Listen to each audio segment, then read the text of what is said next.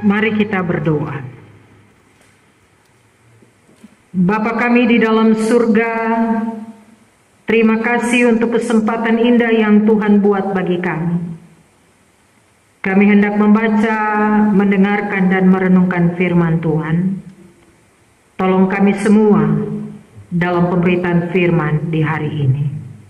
Berbicaralah ya Tuhan, kami siap mendengarkannya. Di dalam nama Tuhan Yesus kami berdoa dan menyambut kebenaran firman Tuhan di pagi hari ini. Amin. Kolose pasal 3 ayat 18 sampai dengan pasal 4 ayat 6. Hubungan antara anggota-anggota rumah tangga. Hai istri-istri, tunduklah kepada suamimu sebagaimana seharusnya di dalam Tuhan. Hai suami-suami, kasihilah istrimu dan janganlah berlaku kasar terhadap dia. Hai anak-anak, taatilah orang tuamu dalam segala hal, karena itulah yang indah di dalam Tuhan. Hai bapak-bapak, janganlah sakiti hati anakmu, supaya jangan tawar hatinya. Hai hamba-hamba, taatilah tuanmu yang di dunia ini dalam segala hal. Jangan hanya di hadapan mereka saja untuk menyenangkan mereka, melainkan dengan tulus hati karena takut akan Tuhan. Apapun juga yang kamu perbuat, perbuatlah dengan segenap hatimu seperti untuk Tuhan dan bukan untuk manusia. Kamu tahu bahwa dari Tuhanlah kamu akan menerima bagian yang ditentukan bagimu sebagai upah. Kristus adalah Tuhan dan kamu hambanya. Barang siapa berbuat kesalahan, ia akan menanggung kesalahannya itu, karena Tuhan tidak memandang orang. Hai tuan-tuan, berlakulah adil dan jujur terhadap hambamu. Ingatlah kamu juga mempunyai Tuhan di sorga. Bertekunlah dalam doa dan dalam pada itu berjaga-jagalah sambil mengucap syukur. Berdoalah juga untuk kami supaya Allah membuka pintu untuk pemberitaan kami, sehingga kami dapat berbicara tentang rahasia Kristus yang karenanya aku dipenjarakan. Dengan demikian aku dapat menyatakannya sebagaimana seharusnya. Hiduplah dengan penuh hikmat terhadap orang-orang luar. Pergunakanlah waktu yang ada. Hendaklah kata-katamu senantiasa penuh kasih, jangan hambar, sehingga kamu tahu bagaimana kamu harus memberi jawab kepada setiap orang. Demikian firman Tuhan bagi kita. Berbahagia setiap kita yang mendengarkan firman-Nya dan mau melakukan firman ini dalam hidup kita tiap-tiap hari. Pujian kepada Kristus selama-lamanya. Haleluya. Haleluya. Haleluya.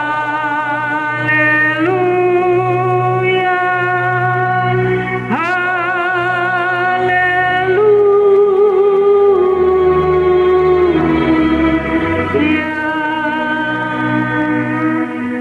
Shalom. Selamat pagi Bapak Ibu Saudara, anak-anak yang Tuhan Yesus kasihi. Tema perenungan kita di minggu ini secara khusus kita masuk dalam bulan yang baru, bulan Oktober. Pembaharuan dimulai dari keluarga. Pembaruan dimulai dari keluarga. Jemaat yang Tuhan Yesus kasihi, tidak ada satu orang pun di dunia ini yang tidak memiliki hubungan, relasi dengan orang lain. Kalau dia tidak punya hubungan, dia tidak punya relasi, berarti dia tinggal di hutan. Dia tinggal di hutan saja, dia punya relasi dengan alam sekitarnya, dengan hewan-hewan yang ada di dalam hutan itu.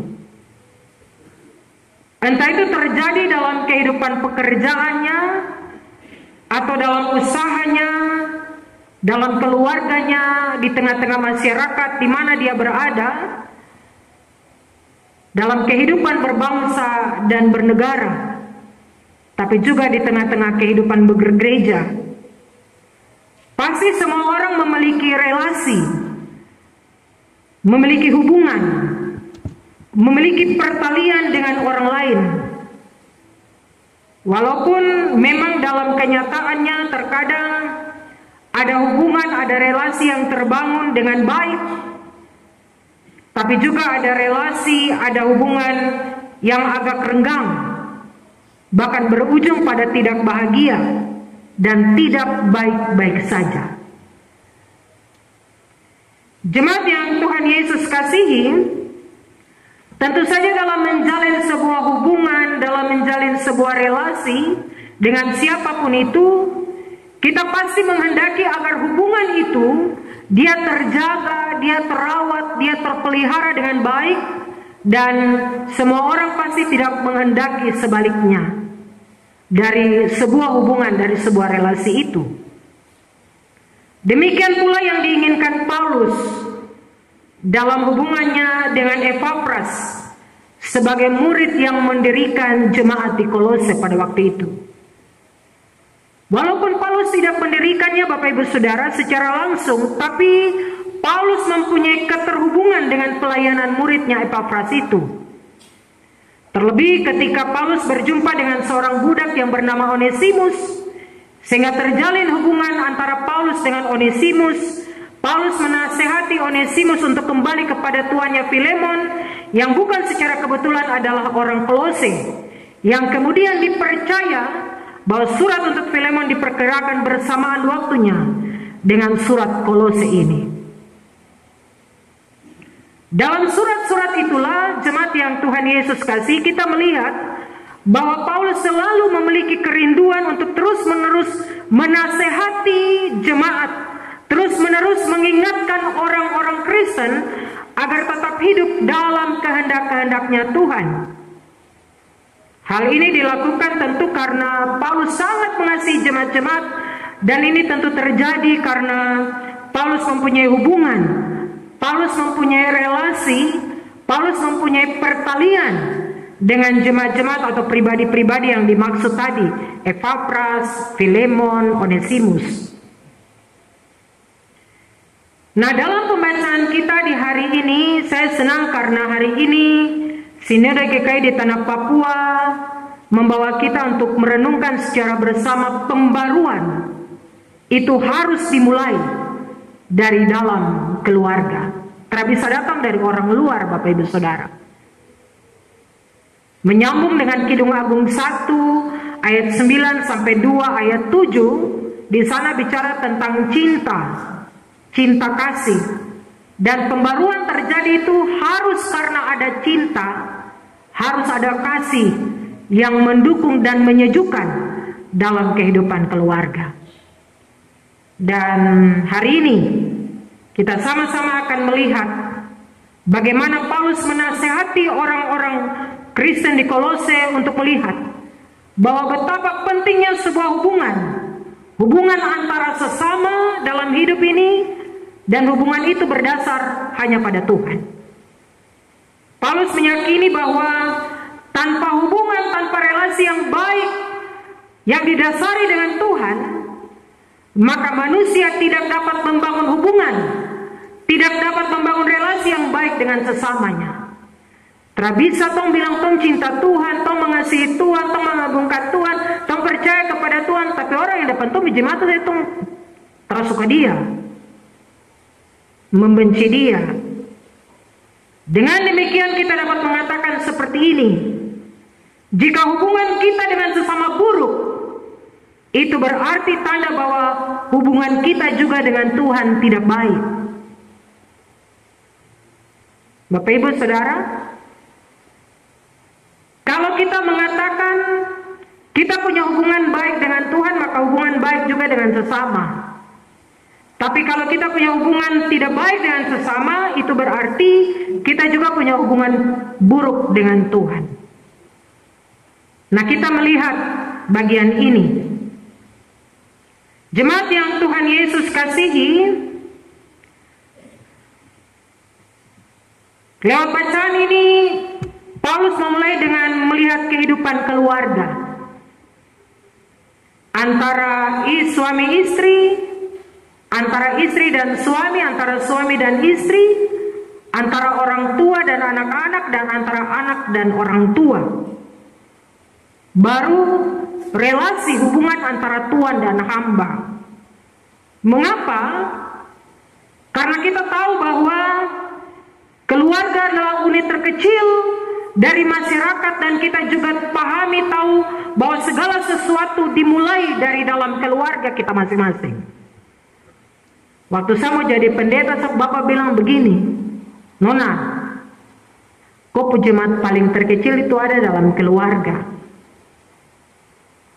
Kau tidak bisa pimpin jemaat yang besar kalau kau tidak bisa pimpin kau keluarga dengan baik.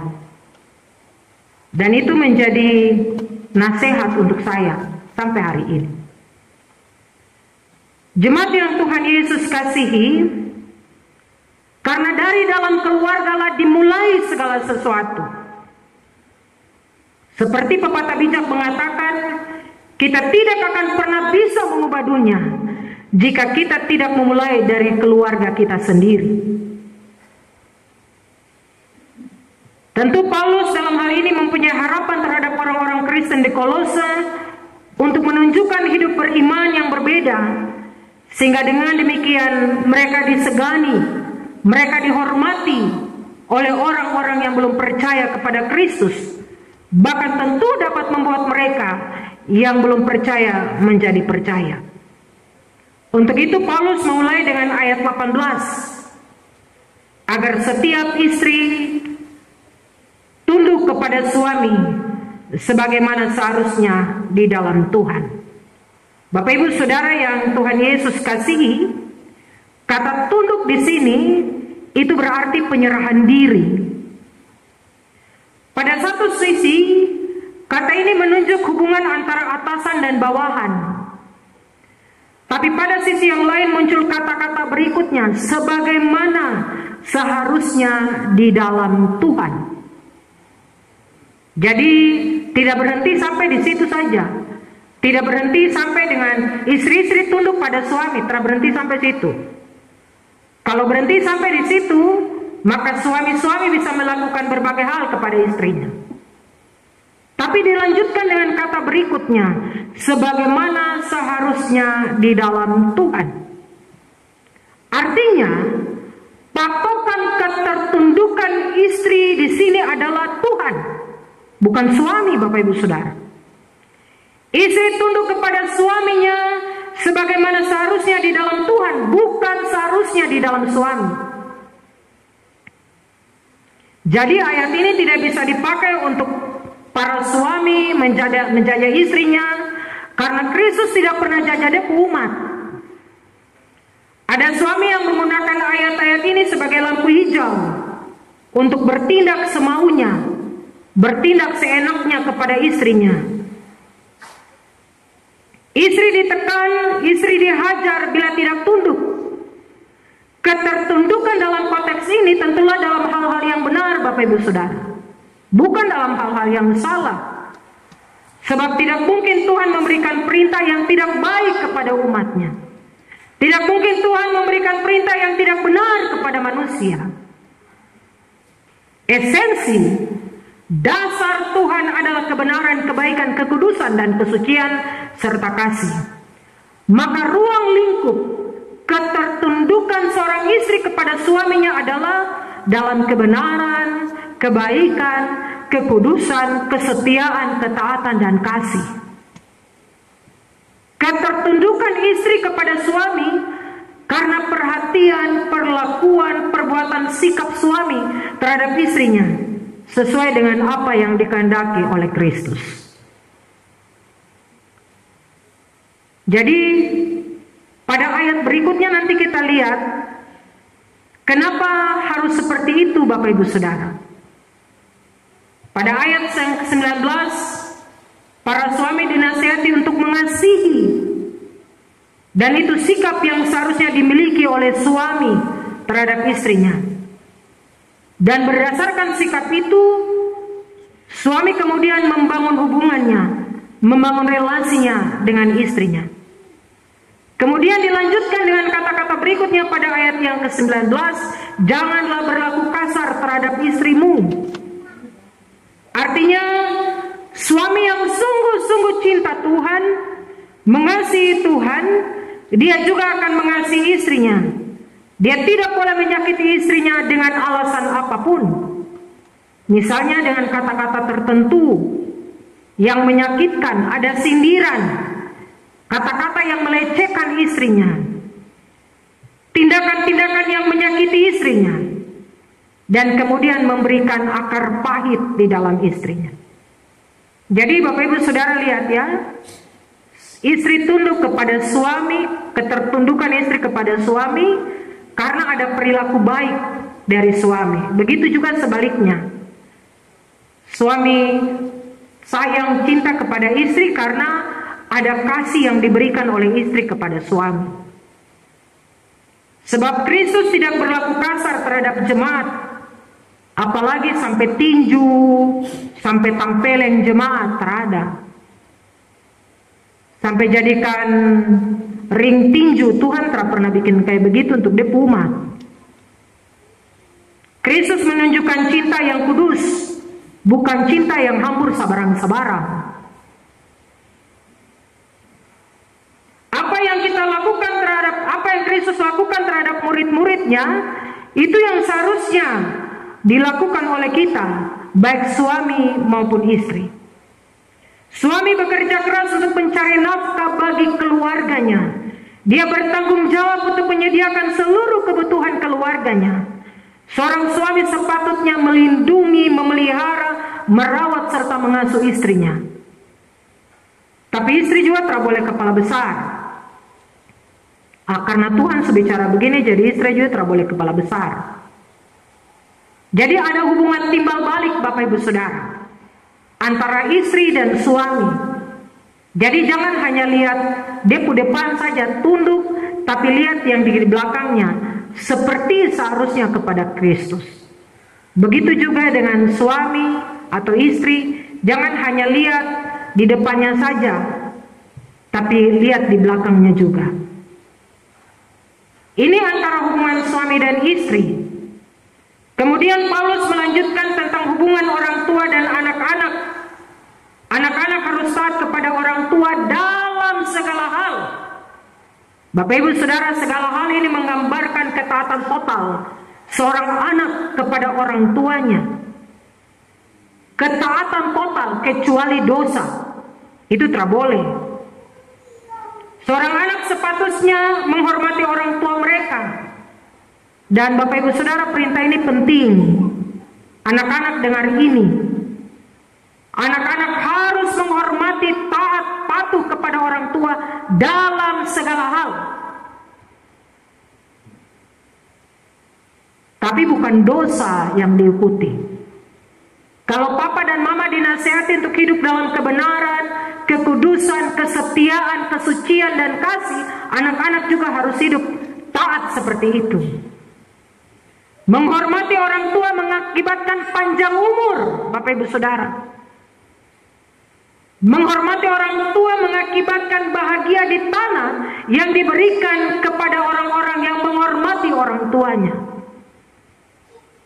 Hukum Tuhan jelas, hormatilah ayahmu dan ibumu, supaya lanjut umurmu di tanah yang diberikan Tuhan Allahmu kepadamu. Bapak Ibu Saudara, Salomo mengingatkan anak-anak yang tidak menghormati, yang tidak mengindahkan kata-kata orang tuanya, mereka akan mengalami hari-hari malang dalam kehidupan mereka. Mereka akan mengalami kerugian, mereka akan mengalami kesusahan pada masa tuanya. Mereka akan kekurangan, mereka akan jatuh miskin. Ini Alkitab yang bicara, bukan saya yang bicara. Jadi anak-anak, hari ini nasihat kepada papa dan mama, tapi juga nasihat kepada anak-anak. Hormati orang tua, supaya lanjut umurmu di tanah yang diberikan Tuhan Allahmu kepadamu. Kamu akan bahagia, kamu tidak akan berkekurangan, kamu tidak akan jatuh miskin, kamu tidak mengalami hari-hari malang. Orang tua juga membangun relasi yang mendidik, serta tidak menimbulkan amarah di hati anak-anaknya. Bapak Ibu Saudara, ada konteks-konteks budaya yang bilang bahwa istri itu dianggap tidak penting kalau tidak mendapatkan anak. Istri itu tidak penting kalau terdapat anak laki-laki. Istri itu terpenting kalau terdapat anak perempuan. Nah, ini budaya-budaya yang menempatkan istri rendah karena faktor anak ini. Tapi Bapak Ibu Saudara, dari bagian ini kita mau belajar bahwa hubungan antara orang tua, suami dan istri akan baik. Dia juga akan turun pada hubungan orang tua dan anak-anak. Begitu juga dengan sebaliknya. Dan pembacaan kita bilang, Kristus adalah Tuhan dan kita semua ini adalah hamba. Siapapun yang menjadi Tuhan, Bapak Ibu Saudara, pada pasal 4 ayat 1 sampai dengan 6, kaidah, norma, dan perilaku hidup Tuhan digariskan demikian, antara lain berlaku adil, seadil-adilnya, tidak timbang kiri, tidak timbang kanan. Dia menyatakan yang benar, dia menyatakan yang jujur, memberlakukan hidup yang jujur. Dia bertekun dalam doa tiap-tiap waktu. Artinya dalam doa, mendampingi berdoa, melayani di samping saat berdoa, menyediakan waktu doa, memakai banyak waktu doa. Ini figur seorang Tuhan. Dia mengucap syukur, artinya tiap-tiap saat dia berterima kasih, dia mengucap syukur kepada Tuhan. Hidup dengan penuh hikmat, artinya dalam kehidupannya hikmat yang menuntun dia. Pergunakan waktu yang ada, artinya ada waktu-waktu yang perlu ditebus. Memakai waktu secara maksimal, bertanggung jawab. Kata-katanya penuh kasih, anugerah, kemurahan hati, keramahan, syukur, itu diungkapkan. Nah, ini hubungan dari pembacaan kita Kolose pasal 3 ayat 18 sampai dengan 4 ayat 6. Pada pasal 3 ayat 23 diungkapkan begini, apapun juga yang kamu perbuat, perbuatlah dengan segenap hati, seperti untuk Tuhan dan bukan untuk manusia. Apapun yang kita kerjakan, Bapak Ibu Saudara, hanya untuk Tuhan, bukan untuk menunjukkan siapa saya dan siapa kamu. Apa makna bagian ini bagi kita, Bapak Ibu Saudara? Kerinduan setiap keluarga untuk mencapai kualitas perilaku hidup yang baik pasti dibutuhkan oleh setiap keluarga. Tadi saya katakan awal, relasi, hubungan yang baik itu penting dalam membangun sebuah komunikasi antara seorang dengan orang lain. Saya percaya, saya dan Bapak Ibu Saudara yang duduk hari ini, anak-anak juga, kita yang duduk hari ini, kita juga menginginkan kehidupan keluarga kita yang baik. Keluarga kita yang utuh, harmonis, dan lain-lain sebagainya. Kita mau kehidupan keluarga kita adalah kehidupan keluarga yang hidup dalam kebenaran, hidup dalam kekudusan, hidup dalam kasih seorang dengan yang lain. Tidak hanya antara hubungan suami istri, orang tua, anak orang tua, tapi hubungan kita dengan orang-orang yang ada dalam kehidupan keluarga kita. Mungkin saja ada ART di situ, asisten rumah tangga, hubungan kita baik dengan mereka. Bahkan di mana saja Tuhan tempatkan kita, kita mau kita punya hubungan relasi yang baik dengan orang lain. Fondasinya hanya satu, fondasi dasar itu Tuhan. Dan pesan hari ini bagi saya dan Bapak Ibu Saudara adalah yang pertama, istri-istri yang bijaksana adalah istri-istri yang tunduk kepada suami sebagaimana seharusnya kepada Tuhan dengan segenap hati. Suami-suami yang bijaksana adalah suami-suami yang mengasihi istri dengan segenap hatinya.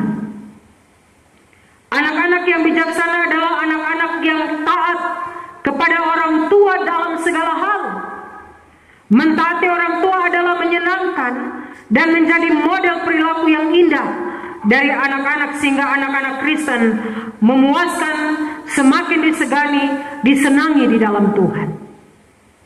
Mereka berhasil dalam segala hal. Bapak-bapak yang bijaksana adalah bapak-bapak yang tidak membangkitkan amarah anak-anaknya, tidak membuat anak-anaknya terluka dan sakit hati, tidak mengorbankan semangat anak-anaknya, tetapi mengobarkan semangat anak-anaknya.